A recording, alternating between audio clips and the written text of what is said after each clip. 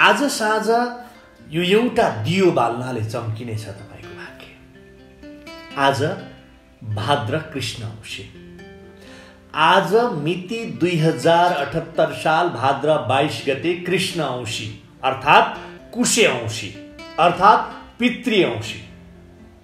हामी सम्पूर्ण हिन्दू धर्मावलम्बीहरूले कुशे औँसी अर्थात् पितृ औँसी मनाउने गर्छौँ।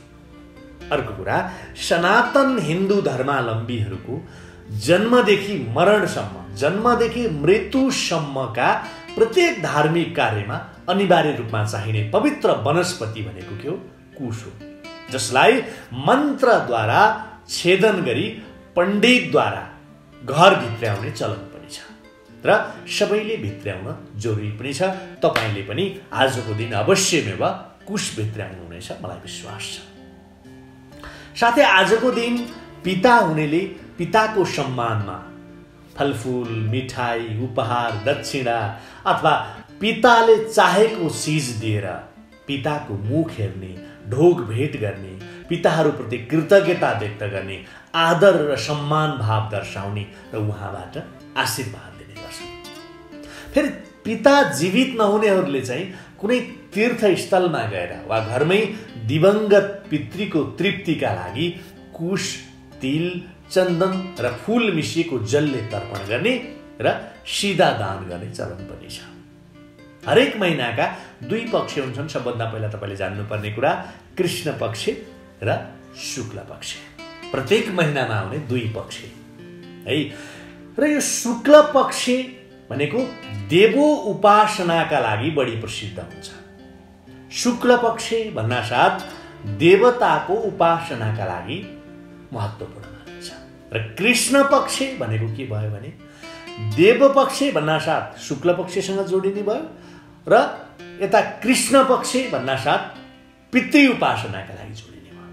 पितृ भन्नासाथ कृष्ण पक्षसँग जोडिने भयो र भगवान भन्नासाथ शुक्ल पक्षसँग जोडिने भयो। कृष्ण पक्षको अन्त्यमा गरिने एउटा योग छ जसलाई दर्श योग भनिन्छ। अमावस्या यानी औँसीको दिन चन्द्रमा र सूर्य संगम स्थलमा रहने गर्छ। त्यसैले आजको दिनलाई अरूभन्दा बेग्लै र बढी महत्त्वको मानिनु स्वाभाविक पनि हो। भाद्र कृष्ण पक्षको औँसी तिथि अर्थात् भाद्र कृष्ण औँसी चाहिँ अलिकति बढी महत्त्व राख्ने तिथि पनि मानिन्छ अरू तिथिहरूको तुलनामा।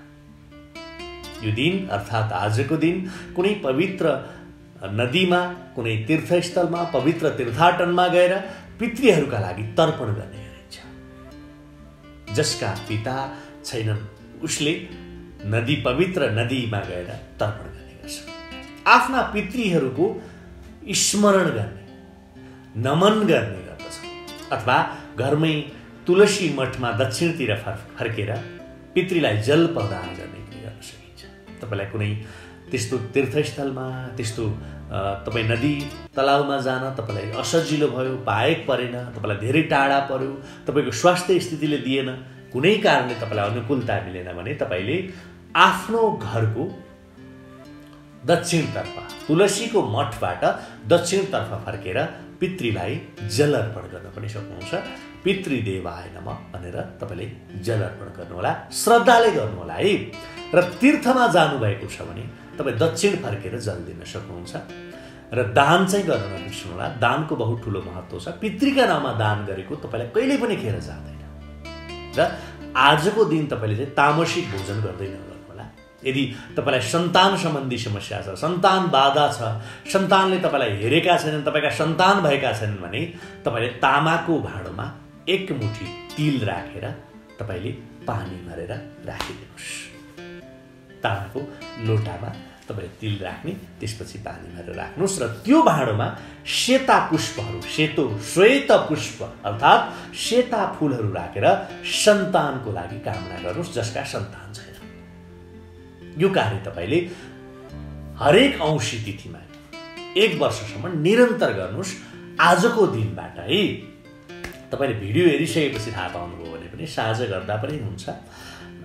आजको दिनबाट तपाईँले 1 वर्षसम्म कुनै पनि औँसी तिथि नछोडेर लगातार गर्नुहोला र पितृसँग माफी माग्ने, हे पितृदेव, मबाट, हामीबाट कुनै गल्ती भएको भए अथवा कुनै गल्तीको कारण हाम्रा सन्तान भएको भए हामीलाई माफ गरिदिनु होला। हामीले के बिरायौँ, जान अनजानमा हामीले के गल्ती गर्यौँ, यदि बिराएका रहेछौँ भने पनि माफ गरिदिनु होला भनेर प्रार्थना गर्ने, आराधना गर्ने। यसरी यो दम्पति मिलेर पूजा गर्ने र त्यो जल अर्को दिन बिहान पवित्र वृक्षमा विसर्जन गरिदिने। तपाईँले यति कर्म गर्न सक्नुहुन्छ। यसरी पूजा गर्नाले पितृले बाटो खोलिदिनेछन्। तपाईँ दुविधामा कहाँनिर पर्न सक्नुहुन्छ, अझ तपाईँ क्लियरलाई बनाउँछु म तपाईँलाई। कुनै नदी, कुनै गङ्गामा गएर तपाईँले यस्तो कर्म गर्नुभएको छ भने तपाईँले के गर्नु पर्यो त भन्दा, अब घर पाए घरको दक्षिण पारेर तपाईँले यो कर्म गर्नुभएको छ भने तपाईँलाई सजिलो नै भयो भोलिपल्ट गर्न। अब घरदेखि टाढा जानु भएको छ भने तपाईँ नजिक गङ्गा स्थलको कुनै नदीको नजिकबाट तपाईँले आफूलाई पाएक परेर यो कर्म गर्न सक्नुहुन्छ। यसरी पूजा गर्नाले तपाईँको पितृले बाटो खोलिदिनेछन् र सन्तानको वृद्धि हुनेछ, सन्तान प्राप्ति हुनेछ। यो मान्यता धर्मशास्त्रमा व्याख्या गरिएको छ। अब दिउँसोको दान, दिनमा गरिने दान र दक्षिणा पूजा है। दिउँसो दान, दक्षिणा पूजा भनेको के त भन्दा, तपाईँले पूजा गर्नुभयो, दान गर्नुभयो र साँझमा चाहिँ सन्ध्याकालको समय, बेलुका जब हुन्छ, जब साँझको समयमा घरमा पूजा पाठ सक्ने र घरको वा घरको दक्षिण भित्तामा पितृहरूको फोटो राख्ने, घरको दक्षिण दिशा पारेर दक्षिणको वालमा, पर्खालमा, भित्तामा, घरको दक्षिण भित्तामा पितृहरूको फोटो राख्ने। छैन भने तपाईँले दक्षिण दिशामा एउटा स्थान बनाउने र त्यहाँ एउटा दियो बालिदिने। पितृहरूको स्मरण गरेर तपाईँले त्यहाँ तपाईँले दियो बालिदिने र तुलसी पत्र चढाउने र पकाएको खीर, पुरी जे छ पितृको स्मरण गर्दै पितृलाई भोग लगाइदिने। मात्र यति कर्म गर्नुहोस्। जसका पिता छैनन् उसले गर्ने, जसले आफ्ना पितृको स्मरण गर्ने तरिका बताएको छु। तपाईँले यो पितृ बाधा समाप्त गर्नका लागि योभन्दा महत्त्वपूर्ण उपाय केही पनि हुन सक्दैन। तर तपाईँले शुद्धतामा ध्यान दिनु पर्यो, पूर्ण शुद्धताका साथ गर्नुहोला र पूर्ण निष्ठताका साथ गर्नुहोला। तपाईँले तामसिक भोजन ग्रहण नगर्नुहोला, शुद्ध सात्विक रहन जरुरी छ। 1 छाक मात्रै खाएको अझ तपाईँका लागि यो दिन राम्रो होइन। यसो गर्नुभयो भने तपाईँको भाग्योदय हुनेछ, भाग्यका ढोकाहरू खुल्नेछन्। पितृको आशिष पाउनु बहुत ठुलो कर्म हो। जसका पिता हुनुहुन्छ उहाँलाई यो कुराको आभास नहुन सक्छ, तर जसका पिता हुनुहुन्न नि उहाँलाई गएर सोध्नुहोस् एकपटक, पिताको महत्त्व कति हुन्छ। जसले आफ्ना पिता हुँदाहुँदै पनि पिताको सम्मान गर्न जान्दैन, उहाँहरूले पनि यो कुरा ख्याल गर्नुहोस् कि जब तपाईँबाट तपाईँका पिता गुमिसक्नुहुन्छ नि त्यति बेला थाहा हुन्छ तपाईँलाई पिताको महत्त्व। त्यसैले यो अवसरलाई नगुमाउनुहोस्। जति समय छ तपाईँको पिता जति समय तपाईँको साथमा रहनुहुन्छ उहाँको श्रद्धा, उहाँको सम्मान, उहाँप्रति प्रेम प्रकट गर्नुहोस्। र आजको दिन त तपाईँले उहाँप्रति नतमस्तकता जाहेर गर्नै पर्छ। तपाईँले अर्को यो कुरा पनि ख्याल राख्नुहोस्। अर्को के कुरा ख्याल राख्नुहोस् भने तपाईँका पितृ खुसी छैनन् भने तपाईँलाई जीवनभर जति पूजापाठ गरे पनि सफलता कहिले पनि मिल्दैन। तपाईँले थाहा पाइराख्नुपर्ने कुरा, मैले वर्षौँदेखि पूजापाठ धर्म कर्म अनेक गरेँ तर मलाई भएन।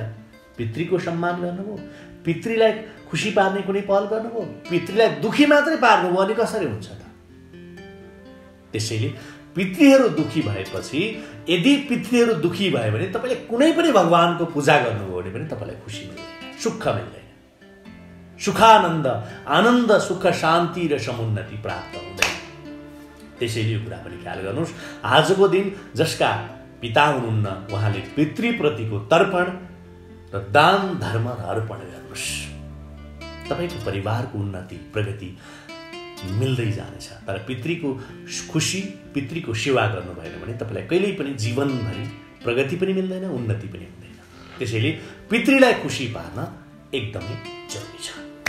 ल त यी कुरालाई तपाईँले सकारात्मक रूपमा अन्दाजा गर्न जरुरी छ।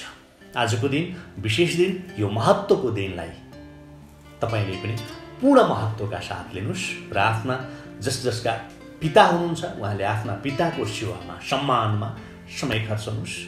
जसका पिता हुनुहुन्न पितृप्रतिको स्मरण र सम्झना दानमा महत्त्वपूर्ण समय खर्च गर्नुहोस्। सुखी